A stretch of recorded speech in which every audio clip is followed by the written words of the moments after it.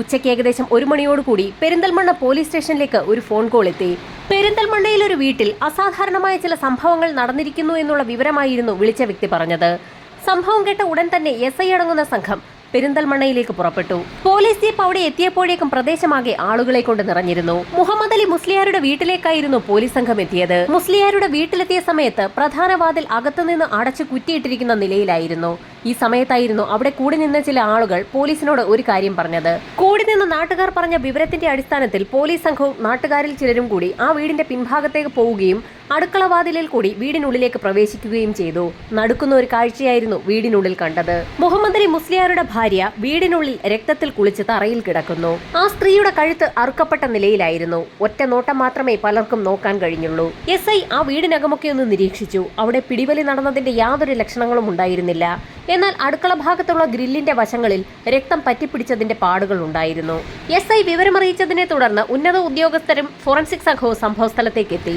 പ്രദേശത്ത് കൂടി നിന്ന ആളുകളെയൊക്കെ വിശദമായി തന്നെ പോലീസ് സംഘം ചോദ്യം ചെയ്തു. ചോദ്യം ചെയ്യലിൽ നിന്നും ആ സ്ത്രീയുടെ മൃതദേഹം ആദ്യം കണ്ടത് അവരുടെ മകനാണെന്ന് പോലീസിന് വ്യക്തമായി. ആ വീടിന്റെ ഒരു ഭാഗത്ത് കരഞ്ഞു തളർന്നിരിക്കുന്ന ഒരാൺകുട്ടിയെയാണ് പോലീസ് കണ്ടത്. അവനെ ആശ്വസിപ്പിച്ചുകൊണ്ട് വിശദമായി തന്നെ പോലീസ് സംഘം വിവരങ്ങളൊക്കെ ചോദിച്ചറിഞ്ഞു. സ്കൂളിൽ നിന്നും ഉച്ച സമയത്തായിരുന്നു മകൻ വീട്ടിലേക്ക് എത്തിയത്. എത്ര ബെല്ലടിച്ചു നോക്കിയിട്ടും വാതിൽ തുറക്കാത്ത സാഹചര്യത്തിൽ ഉമ്മയെ അന്വേഷിച്ച് ആ മകൻ വീടിന് പിൻവശത്തേക്ക് എത്തി. ചാരിയിട്ടിരിക്കുന്ന ഗ്രില്ല് തുറന്ന് അകത്തേക്ക് കയറി പ്രധാന ഹാളിലെത്തിയ സമയത്തായിരുന്നു നടുക്കുന്ന ആ കാഴ്ച ആഷിഖ് എന്ന മകൻ കണ്ടത്. ആ കാഴ്ച കണ്ട് അമ്പരന്ന് പോയ ആഷിഖ് ഉടൻ തന്നെ അലറി വിളിച്ചുകൊണ്ട് പുറത്തേക്കിറങ്ങി ഓടുകയും നാട്ടുകാരെയൊക്കെ വിവരമറിയിക്കുകയും ചെയ്തു. ഇത്രയും ആഷിഖ് പറഞ്ഞു നിർത്തിയപ്പോൾ SIയുടെ കണ്ണിൽ ഒരു കാഴ്ചപ്പെട്ടു. ആഷിഖിന്റെ കയ്യിലൂടെ രക്തം ഒലിച്ചിറങ്ങുന്നു. ആ രക്തം സമീപത്തുണ്ടായിരുന്ന ഗ്രില്ലിൽ നിന്നും പറ്റിപ്പിടിച്ചതാകാമെന്ന് SI വിലയിരുത്തി. ആഷിഖിന്റെ ഉമ്മയെ കൊലപ്പെടുത്തിയ ശേഷം കൊലയാളി ആ ഗ്രില്ലിൽ മാത്രമാണ് സ്പർശിച്ചിട്ടുള്ളത്. അപ്പോഴും ഗ്രില്ലിലൂടെ രക്തം വാർന്നൊഴുകുന്നുണ്ടായിരുന്നു. ആഷിഖിന്റെ അമ്മ കൊല ചെയ്യപ്പെട്ടിട്ട് അധിക സമയമായിട്ടില്ല എന്ന് അതിൽ നിന്നും വ്യക്തമായി. പോലീസ് സംഘം വിശദമായി നാട്ടുകാരെ ചോദ്യം ചെയ്യുന്നതിനിടയിലായിരുന്നു ഒരു സ്ത്രീ നിർണായകമായ ഒരു വിവരം പോലീസിനോട് പറയുന്നത്. സമയം ഏകദേശം 11:45 അടുത്ത സമയത്ത് ആ സ്ത്രീ കൊല്ലപ്പെട്ട മറിയത്തിനെ കണ്ടിരുന്നു. അവർ തമ്മിൽ അല്പനേരം സംസാരിക്കുകയും ചെയ്തിട്ടുണ്ട്. 11:45 12:30 ഇടയിലുള്ള സമയത്താണ് മറിയം കൊല്ലപ്പെട്ടതെന്ന് പോലീസ് അതിൽ നിന്നും വിലയിരുത്തി. മറിയത്തിന്റെ ഭർത്താവും വീട്ടുടമസ്ഥനുമായ മുഹമ്മദ് അലി മുസ്ലിയാർ മതപരമായ ചില ചടങ്ങുകളിൽ പങ്കെടുക്കുന്നതിനായി 2 ദിവസം മുൻപ് തന്നെ ആ വീട്ടിൽ നിന്നും പോയതാണ്. ആ സ്ത്രീ വീട്ടിൽ തനിച്ചേ ഉണ്ടാവുകയുള്ളൂ എന്ന് അറിയുന്ന ഏതോ വ്യക്തി നടത്തിയ കൊലപാതകമാണിതെന്ന് പോലീസ് നിഗമനത്തിലെത്തി. ഇൻക്വസ്റ്റ് നടപടികൾ പൂർത്തിയാക്കിയ ശേഷം മൃതദേഹം പോസ്റ്റ്മോർട്ടത്തിനായി ഗവൺമെന്റ് ഹോസ്പിറ്റലിലേക്ക് ഷിഫ്റ്റ് ചെയ്തു. നടപടികൾ പൂർത്തിയാക്കിയ ശേഷം പോലീസ് സംഘം ആ വീട്ടിലും പരിസരത്തുമൊക്കെ വിശദമായ ഒരു അന്വേഷണം തന്നെ നടത്തി. ആ വീടിനുള്ളിലെ അലമാരകളോ മേശവലിപ്പുകളോ ഒന്നും തന്നെ തുറന്നിടാത്ത സാഹചര്യത്തിൽ എന്തായിരുന്നിരിക്കാം കൊലപാതകയുടെ മോട്ടീവ് എന്ന കാര്യത്തിൽ പോലീസിനാകെ സംശയമായി. മറിയത്തെക്കുറിച്ച് അവിടെ കൂടി നിന്ന നാട്ടുകാരോടൊക്കെ ഒന്ന് തിരക്കാൻ തന്നെ പോലീസ് തീരുമാനിച്ചു. നാട്ടുകാരെ ചോദ്യം ചെയ്യുന്നതിനിടയിൽ ഒരു സ്ത്രീ പ്രധാനപ്പെട്ട ഒരു വിവരം പോലീസിനോട് പറഞ്ഞു. മറിയം എപ്പോഴും കഴുത്തിൽ ഒരു ഭംഗിയുള്ള നെക്ലേസ് ധരിക്കാറുണ്ട്. നെക്ലേസിനെ കുറിച്ച് ആ സ്ത്രീ വിശദമായി പറഞ്ഞുകൊണ്ടിരിക്കുന്നതിനിടയിൽ തന്നെ SI മറിയത്തിന്റെ മൃതദേഹം അവിടെ നിന്ന് ഷിഫ്റ്റ് ചെയ്യുന്നതിന് തൊട്ടു മുൻപെടുത്ത ഫോട്ടോസൊക്കെ വിശദമായി തന്നെ ഒന്ന് നോക്കി. ആ ഫോട്ടോയിലൊന്നും തന്നെ അങ്ങനെ ഒരു നെക്ലേസ് കാണാനുണ്ടായിരുന്നില്ല. മറിയത്തിന്റെ മകൻ ആഷിഖിനെ ചോദ്യം ചെയ്ത സമയത്തും തന്റെ അമ്മ അങ്ങനെ ഒരു നെക്ലേസ് ധരിക്കാറുണ്ടെന്നും അവരത് കഴുത്തിൽ നിന്ന് ഊരാറെ ഉണ്ടായിരുന്നില്ല എന്നും അവൻ പോലീസിന് മൊഴി നൽകി. ഒരുപക്ഷെ ആ നെക്ലേസ് കൈക്കലാക്കുന്നതിന് വേണ്ടിയാവാം കൊലയാളി അങ്ങനെ ഒരു കൃത്യം നടത്തിയതെന്ന് പോലീസ് കരുതി. പോലീസ് അന്വേഷണം പുരോഗമിക്കുന്ന സാഹചര്യത്തിൽ മെഡിക്കൽ കോളേജിൽ പോസ്റ്റ്മോർട്ടം നടപടികൾ പൂർത്തിയാക്കി മൃതദേഹം ബന്ധുക്കൾക്ക് വിട്ടു നൽകി. ഈ സമയത്തായിരുന്നു തന്റെ പ്രിയപ്പെട്ട ഭാര്യയുടെ മരണവാർത്ത അറിഞ്ഞുകൊണ്ട് മുഹമ്മദ് അലി മുസ്ലിയാർ നാട്ടിലേക്ക് തിരിച്ചെത്തിയത്. ദുഃഖം സഹിക്കവയ്യാതെ മുസ്ലിയാർ ഉറക്കെ നിലവിളിച്ച് കരഞ്ഞു. അദ്ദേഹത്തിന്റെ കരച്ചിൽ കണ്ട് സഹിക്കവയ്യാതെ നാട്ടുകാരും വിതുമ്പി. ഈ സമയത്തായിരുന്നു സ്റ്റേഷനിൽ നിന്നും SIക്ക് ഒരു ഫോൺ കോൾ എത്തിയത്. മറിയത്തിന്റെ പോസ്റ്റ്മോർട്ടം റിപ്പോർട്ട് സ്റ്റേഷനിലെത്തി എന്നുള്ള വിവരം അറിഞ്ഞ ഉടൻ തന്നെ SI സംഘവും പോലീസ് സ്റ്റേഷനിലേക്ക് പുറപ്പെട്ടു. ആ റിപ്പോർട്ട് വിശദമായി വായിച്ചു നോക്കിയ സമയത്തായിരുന്നു പ്രധാനപ്പെട്ട ഒരു കാര്യം പോലീസിന്റെ ശ്രദ്ധയിൽപ്പെടുന്നത്. മറിയം കൊല്ലപ്പെടുന്ന സമയത്ത് അവർക്ക് ബോധമുണ്ടായിരുന്നില്ല എന്നൊരു കാര്യം അതിൽ വ്യക്തമാക്കിയിട്ടുണ്ട്. മറിയത്തിന്റെ കഴുത്തിൽ അതിശക്തമായ അടിയേറ്റിട്ടുണ്ട്. ഫോറൻസിക് സംഘം പരിശോധന നടത്തുന്നതിനിടയിൽ അങ്ങനെ ഒരു കാര്യം ശ്രദ്ധയിൽപ്പെട്ടിരുന്നില്ല. എന്നാൽ പോസ്റ്റ്മോർട്ടം റിപ്പോർട്ടിൽ അത് വളരെ വ്യക്തമായി തന്നെ രേഖപ്പെടുത്തിയിരിക്കുകയാണ്. ശക്തമായ അടിയേറ്റ് ബോധരഹിതയായ മറിയത്തിന്റെ കഴുത്താണ് പിന്നീട് അറുക്കപ്പെട്ടത്. ഇതോടൊപ്പം തന്നെ മറ്റൊരു നിർണായക വിവരം കൂടി പോലീസിന് ലഭിച്ചു. മുസ്ലിയാരുടെ വീട്ടിലെ ഗ്രില്ലിൽ പറ്റിപ്പിടിച്ചൊഴുകിയിരിക്കുന്ന രക്തസാമ്പിളുകളിലെ DNA-യും കൊല്ലപ്പെട്ട മറിയയുടെ രക്തസാമ്പിളുമായി മാച്ച് ചെയ്യുന്നില്ല. കൊലപാതക ശ്രമത്തിനിടയിൽ കൊലയാളിയുടെ കയ്യിൽ മുറിവ് പറ്റിയിട്ടുണ്ടെന്ന് പോലീസിന് വ്യക്തമായി. ഗ്രില്ലിൽ കുറ്റിയിടുന്ന ഭാഗത്താണ് രക്തക്കറ കണ്ടിട്ടുള്ളത്. അതുകൊണ്ട് തന്നെ കൊലപാതക ശ്രമത്തിനിടയിൽ കൊലയാളിയുടെ കയ്യിലാണ് മുറിവ് പറ്റിയിട്ടുള്ളതെന്ന് പോലീസ് വിലയിരുത്തി. മറിയത്തിന്റെ മൃതദേഹത്തിനടുത്ത് നിന്നും രക്തക്കറ പുരണ്ട ഒരു കത്തിയാണ് പോലീസിന് ലഭിച്ചത്.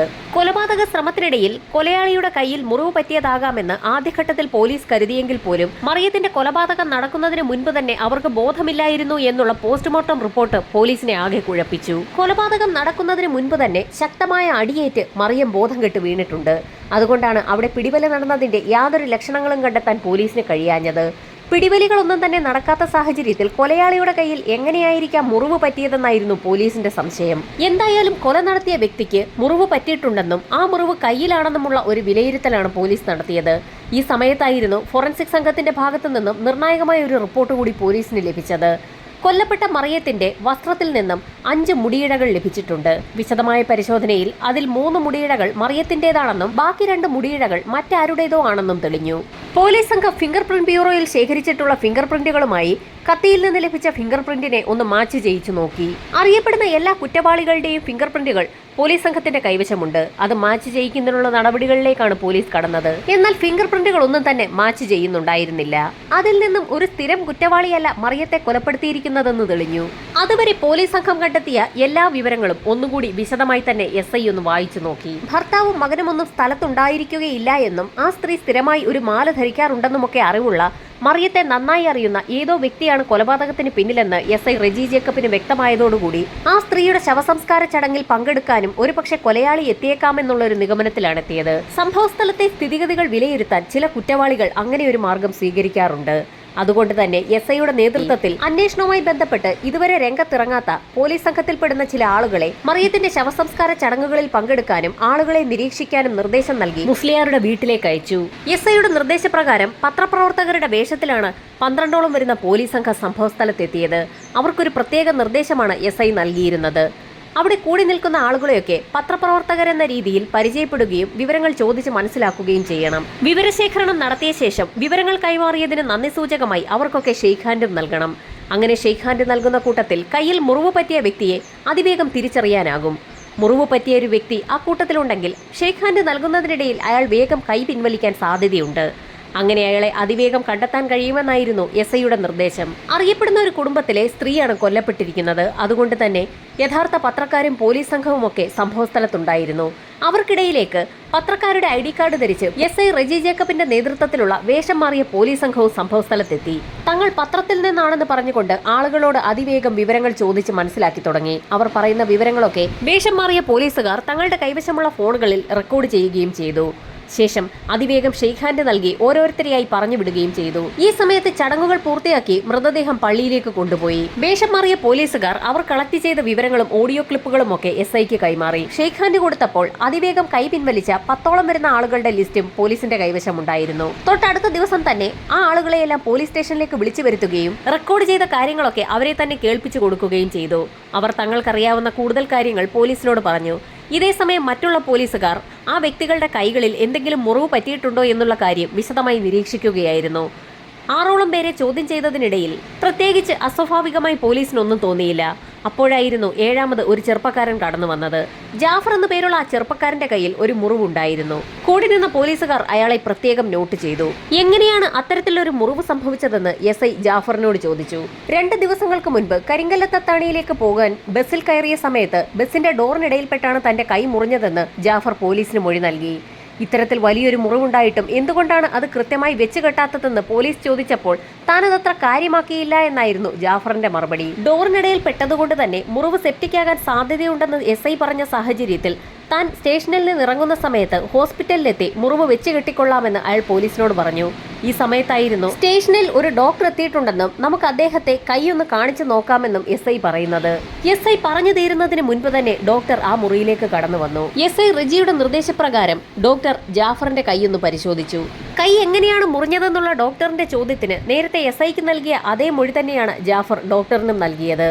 എന്നാൽ കൈ വിശദമായി പരിശോധിച്ച ശേഷം ഡോക്ടർ ഒരു കാര്യം പോലീസിനോട് പറഞ്ഞു. ഷാർപ്പായ കത്തി പോലെയുള്ള എന്തോ വസ്തു ഉപയോഗിച്ചുള്ള മുറിവാണ് കയ്യിലുണ്ടായിരിക്കുന്നത്. ഇതൊരു കാരണവശാലും ബസ്സിന്റെ ഡോറിനിടയിൽ പെട്ടതല്ല എന്ന് ഡോക്ടർ പറഞ്ഞതോടുകൂടി ജാഫറിന്റെ മുഖമാകെ വിളറി വെളുത്തു. ഈ സമയത്താണ് മറ്റൊരു പോലീസുകാരൻ സ്റ്റേഷനുള്ളിലേക്ക് കടന്നു വന്നത്. നേരത്തെ ജാഫർ പറഞ്ഞതനുസരിച്ച് 2 ദിവസങ്ങൾക്ക് മുൻപ് കരിങ്കല്ലത്തത്താടിയിലേക്ക് പോയ ബസ്സുകാരുമായി പോലീസ് സംഘം കോണ്ടാക്ട് ചെയ്തിരുന്നു. എന്നാൽ അന്നേ ദിവസം ജാഫർ പറഞ്ഞതുപോലെ ആ ബസിന്റെ പിൻഭാഗത്തെ ഡോറ് യാത്രക്കാർ കുറവായതുകൊണ്ട് തന്നെ ഒരു കയർ ഉപയോഗിച്ച് കെട്ടിവെച്ചിരിക്കുകയായിരുന്നു. അന്നേ ദിവസം ആ ഡോർ തങ്ങൾ തുറന്നിട്ടേയില്ല എന്നായിരുന്നു ബസ്സുകാർ നൽകിയ മൊഴി. ബസ്സിൽ തിരക്കായതുകൊണ്ട് ബസ് വിട്ടുപോകുന്ന സമയത്ത് പിൻവാതിലിലൂടെ താൻ ഓടിക്കയറുന്നതിനിടയിലായിരുന്നു ബസിന്റെ ഡോറിന്റെ ഇടയിൽ തന്റെ കൈ പെട്ടതെന്നായിരുന്നു നേരത്തെ ജാഫർ പോലീസിന് നൽകിയ മൊഴി. അത് തീർത്തും വ്യാജമാണെന്ന് തെളിഞ്ഞു. താൻ പിടിക്കപ്പെട്ടു എന്ന് മനസ്സിലാക്കിയ ജാഫറിന് പോലീസിന്റെ ചോദ്യങ്ങൾക്ക് മുൻപിൽ പിന്നീട് പിടിച്ചു നിൽക്കാൻ കഴിഞ്ഞില്ല. തന്റെ ഭാര്യയ്ക്ക് അടിയന്തരമായി ഒരു ഓപ്പറേഷൻ നടത്തുന്നതിന് വലിയൊരു തുക ആവശ്യമാണ്. അത് സംഘടിപ്പിക്കാൻ കഴിയാത്ത സാഹചര്യത്തിൽ തന്റെ വീടിന്റെ തൊട്ടടുത്ത് താമസിക്കുന്ന മറിയത്താത്തയുടെ കഴുത്തിലെ മാല സ്ഥിരമായി കാണാറുണ്ടായിരുന്ന ജാഫറിന് ഒരു ബുദ്ധി തോന്നി. മുഹമ്മദ് അലി മുസ്ലിയാർ ഒരു യാത്രയിലാണെന്നും അവരുടെ മകൻ ഉച്ചയോടടുപ്പിച്ച് മാത്രമേ വീട്ടിലേക്ക് എത്തൂ എന്നും ജാഫർ മനസ്സിലാക്കി. പതിവ് പോലെ ജോലികളൊക്കെ പൂർത്തിയാക്കിയ ശേഷം മറിയം മുറ്റം തൂക്കുന്നതിനിടയിൽ ജാഫർ സമീപത്ത് പതുങ്ങി നിൽക്കുകയായിരുന്നു.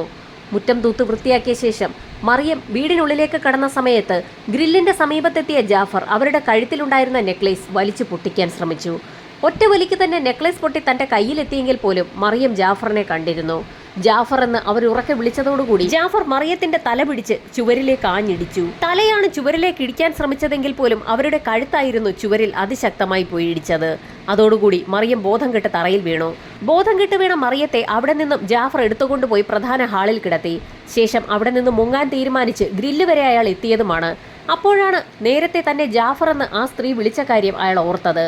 തന്നെ മനസ്സിലാക്കിയ സ്ഥിതിക്ക് ബോധം വരുന്ന സമയത്ത് മറിയം അക്കാര്യങ്ങൾ തന്റെ ഭർത്താവിനോടും പോലീസിലും പറയാൻ സാധ്യതയുണ്ടെന്ന് മനസ്സിലാക്കിയ ജാഫർ അങ്ങനെ അവരെ കൊല്ലാൻ തീരുമാനിക്കുകയായിരുന്നു. പെട്ടെന്നാണ് അവിടെ വെച്ചിരിക്കുന്ന ഒരു കത്തി ജാഫറിന്റെ ശ്രദ്ധയിൽപ്പെടുന്നത്.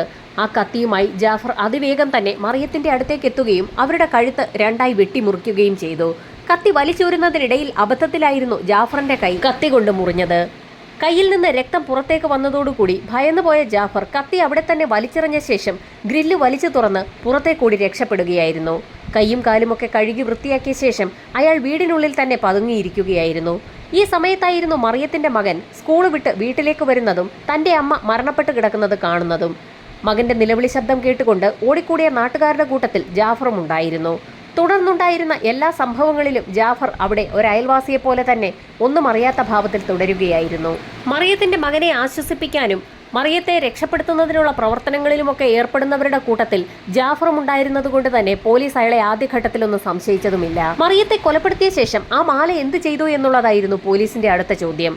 ആ മാല താൻ ഒന്നും ചെയ്തിട്ടില്ല എന്നും അത് വീട്ടിൽ തന്നെ ഉണ്ടെന്നും ജാഫർ പോലീസിന് മൊഴി നൽകി. യഥാർത്ഥത്തിൽ മറിയത്തെ കൊല്ലണമെന്നുള്ള ഉദ്ദേശം ജാഫറിനുണ്ടായിരുന്നില്ല. അതുകൊണ്ട് തന്നെ അബദ്ധവശാൽ അവർ കൊല്ലപ്പെട്ട സാഹചര്യത്തിൽ അവരുടെ മാലയിൽ ഒന്ന് തൊടാൻ പോലും അയാൾക്ക് ധൈര്യമുണ്ടായിരുന്നില്ല. ജാഫറിന്റെ അറസ്റ്റ് രേഖപ്പെടുത്തിയ പോലീസ് സംഘം അന്വേഷണം പൂർത്തിയാക്കി കുറ്റപത്രം മഞ്ചേരി സെഷൻസ് കോടതിയിൽ സമർപ്പിച്ചു. കൊല്ലണമെന്ന ഉദ്ദേശം ജാഫറിനുണ്ടായിരുന്നില്ല എന്ന് ഡിഫൻസും പ്രോസിക്യൂഷനും ഒരുപോലെ തന്നെ കോടതിയെ അറിയിച്ചു. കേസ് അപൂർവങ്ങളിൽ അപൂർവമല്ല എന്ന് ചൂണ്ടിക്കാട്ടിക്കൊണ്ട് കോടതി ജാഫറിന് വധശിക്ഷ നൽകാതെ ജീവപര്യന്തം കഠിന തടവ് വിധിച്ചു. പോലീസിന്റെ അന്വേഷണ മികവ് കോടതിയിൽ തെളിയിക്കപ്പെട്ടു. ബുദ്ധിപരമായ നീക്കത്തിലൂടെ അതിവേഗം പ്രതിയെ പിടികൂടിയ കേരള പോലീസ് കോടതിയുടെ പ്രത്യേക പ്രശംസയും നേടി.